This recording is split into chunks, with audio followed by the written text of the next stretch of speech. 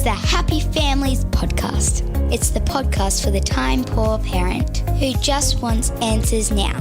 Being able to recognise when you get it wrong and being able to sit with your kids in that space and just let them know that you recognise you got it wrong, because they know you got it wrong and they feel it, but to know that you actually acknowledge it, I think is where the healing comes from. And now here's the stars of our show, my mum and dad. Kylie, how much fun is it sitting down and watching Parental Guidance with the kids? It's not very often where we're all in the same room. No, it's not. We're a big family. With our big kids kind of doing their own thing. Yeah. And the other night we were sitting there watching it and I just had one of those moments where it was almost like I was kind of having an out-of-body experience. I was looking down on us from above and just completely enveloped in this feeling of just love and absolute awe of this beautiful family that we have. Are you feeling a desperate need to sit down and have so many conversations with the kids? So many conversations. We got to talk to them about people knocking on the door. We've got to talk to them about fire escape sort of stuff. We've got to talk to them about explicit content online. We've got to talk to them about playing games online. Like, there is so much to talk about in terms of what this show is bringing up. Well, and just the little comments that they make. Miss Nine, she actually, when they did the challenge with the explicit content, she was literally sitting in her chair and she said, press no. Press no. Please press no. Please, Yes. please. Yeah. And then when they pressed it too fast, she was like, I didn't get to read what it said. Like she's really completely engaged in what's happening on the screen. And the other day we were driving in the car and she says, I think that I want to be a gentle parent and honest parent. She went with honest parent. Honest. She's I want to be a mix of those two, I think. It's so much fun. Just out of the blue. Like we weren't even talking about anything. Yeah, brilliant so stuff. Just constantly thinking about what's happening and what's going on. Well, we hope that you're enjoying Parental Guidance. Episode number, whatever it is, the next episode 5, Sunday night. Sunday night, episode 5, and then Monday and Tuesday, we get to the finale of Parental Guidance Season 2. Hopefully you're loving it. If you're new to the podcast, welcome. Every Friday, Kylie and I talk about what's going well and what's not in our family. We call it I'll Do Better Tomorrow. This is the bit where we get real about what happens in the parenting experts family and the times where we're getting it right, the times we're getting it wrong, and what we can do to get it right more often. I have had a really busy 6 weeks with the launch of a book, with the launch of a TV show, with a week in Perth, with a whole lot of events that I was speaking at, and more than a week in the United States attending a conference over there. It's just been enormous. And if it's been enormous for me, it's been huge for you. So for my I'll Do Better Tomorrow, I actually want to share a couple of things that have happened. The first thing that I want to highlight is just how good it felt to be home. So because I do so much travel, we kind of get used to the coming and going, the coming and the going. But when I got home from an extended trip, I mean, I was in the US for like 7 or 8 days. And then when I got home, you literally met me at the airport, gave me a different suitcase. We did the suitcase swap. And within an hour and a half, I was on another airplane and flying to Sydney for a conference and then down to Victoria for a couple of talks down there. So even though I was back in the country, I didn't see you guys for such a long period. When I got home, it felt so good to be in the kitchen with the kids and being in the living room with the kids. And over the weekend just gone, well, it was 5 days ago now, but over the weekend just gone, just having the opportunity to play music and dance in the kitchen. And I did a whole lot of that and it was so nice. One of the nights, one of the kids had a nightmare and the next night she asked me to come and sit with her. And this was the second thing that I want to talk about. When I sat with her, she's 19 years old. And when I sat with her and she wanted to say a prayer and just have some time together so that she didn't have any more nightmares, I got to spend about 5 minutes with her. And as I was about to wrap up, she said, Dad, will you sing me my lullaby song? And it's been so long since I've sung, especially to our 19-year-old, but even to the other kids. As the kids have gotten older, we've kind of gotten out of the routine. I travel a lot. The kids are getting older. They don't need to be tucked in the same way with the stories and the songs and the prayers and that nighttime routine that we had for years and years and years. I reckon probably a decade of it. It's kind of disappeared. And I haven't noticed that it's disappeared. This is kind of my big I'll Do Better Tomorrow. Not only is it great to spend time with the kids, but the value of routine and how much we miss it when it's not there.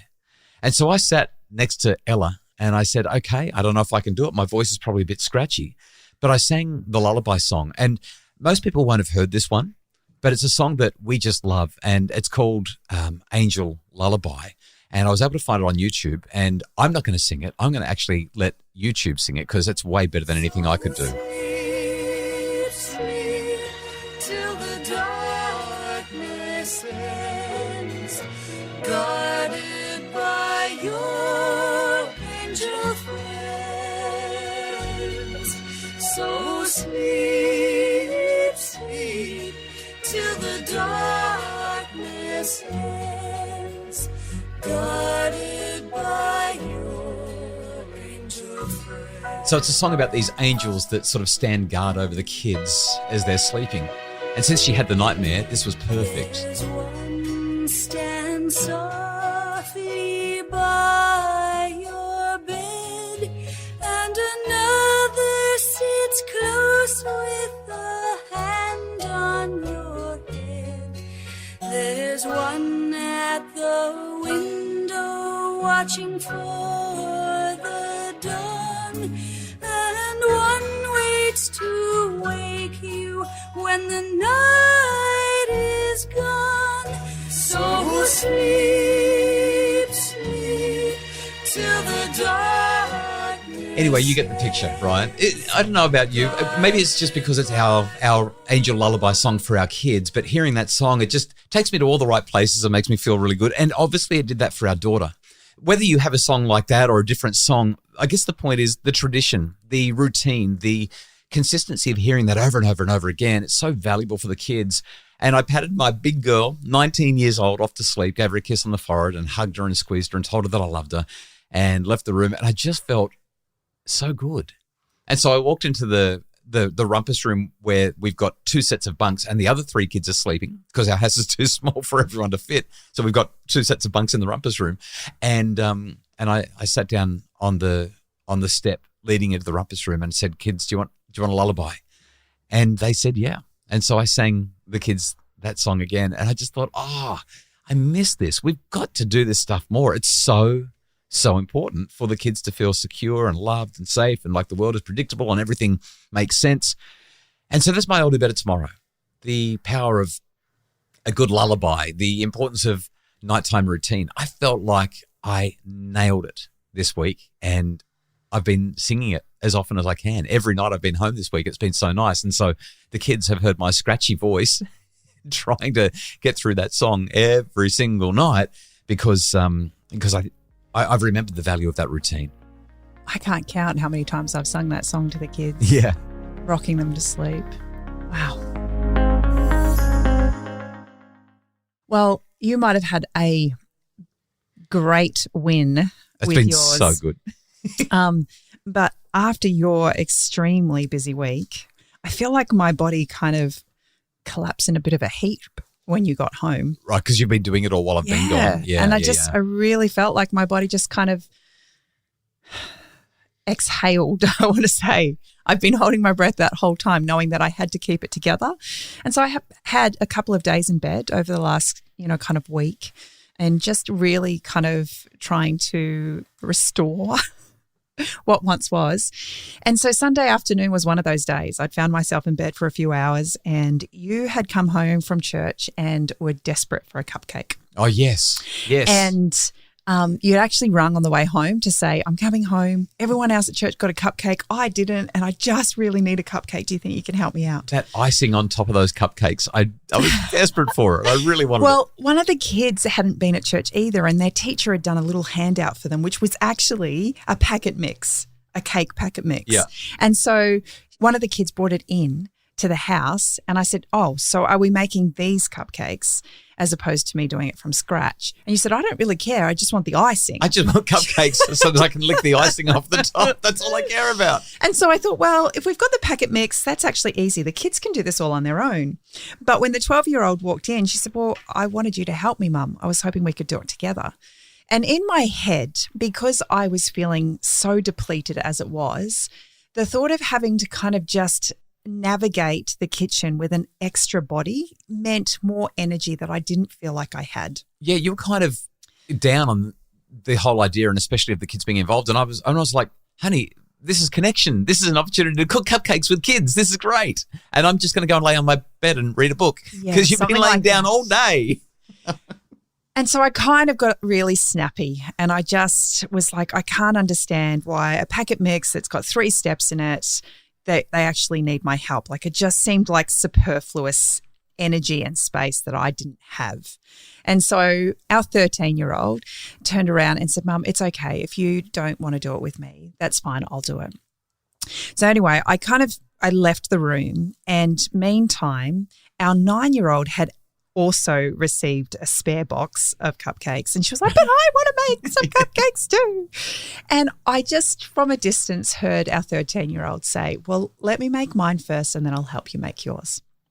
And it wasn't until much later that night, we were all kind of heading off to bed, and I was sitting in my bed thinking about the afternoon and just feeling a bit frustrated with myself that I had missed an opportunity. And I went into Miss 13 and I sat with her and I just said, today I didn't act in your best interest or in a way that I'm proud of. I actually got it really, really wrong. I've been feeling really, really depleted, and I just didn't have the energy to do what was being asked of me, but I didn't handle it the way I wish I had of. And I just want you to know how proud I am of the way that you handled it. And not only that you then took your sister under your wing and helped her and had such a nice afternoon in the kitchen together. And, she looked at me and she said, it's okay, Mum. We all have days like that. And she just gave me a big hug and we sat there and we cuddled. And so for me, my I'll do better tomorrow is just being able to recognize when you get it wrong and being able to sit with your kids in that space and just let them know that you recognize you got it wrong, because they know you got it wrong and they feel it. But to know that you actually acknowledge it, I think is where the healing comes from. And that we were able to sit in that space and just have that cuddle at the end of the day and kind of restore what had been severed was really nice. I had no idea that you'd had that interaction. I just knew that you weren't doing great. What I do know is the cupcakes were fabulous, even if they were out of a box. And I loved eating the icing sugar all week long. I've been eating a cupcake a day. It's been so nice.